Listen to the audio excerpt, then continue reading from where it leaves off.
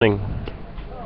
If you're watching this, and in fact you're trying to understand what Thinking Without Borders is about, not very complicated. It has two major intersecting points, and one of it is to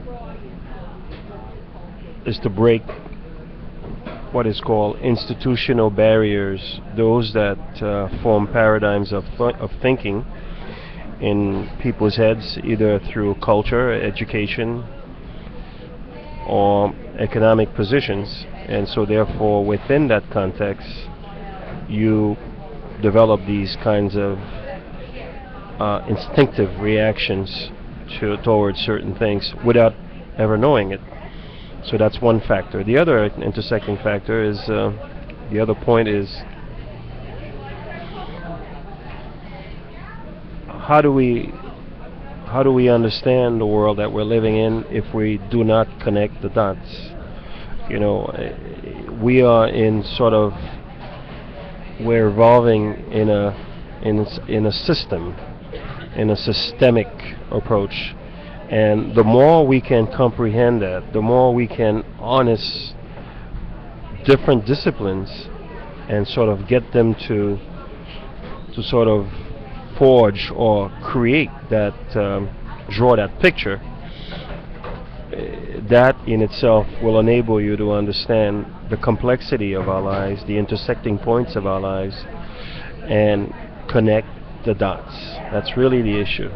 So one of the things that we do is to also unveil the mask and the lies, by and large, that are produced through media.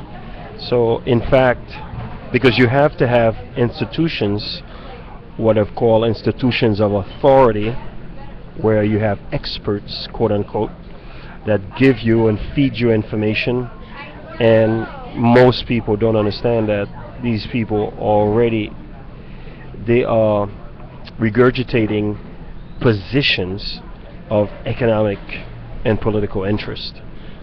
So that's generally what happens. So this is pretty much what we want to do. So if this is the kind of thing that interests you, then Thinking Without Borders will suffice. Will be one of those tools that you can certainly come to and get some of these points. The other factor that I want to put out there for people to understand, we are doing two things, and one of it is producing content, doing the analysis of the subject matters and the things that I just talked about, and the other thing will be as a curator.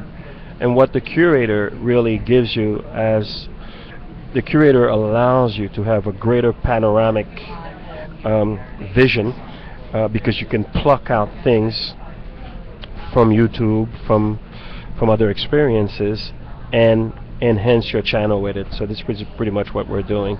So we're doing two things. We are producing content on one level, and the other thing is we are getting other issues.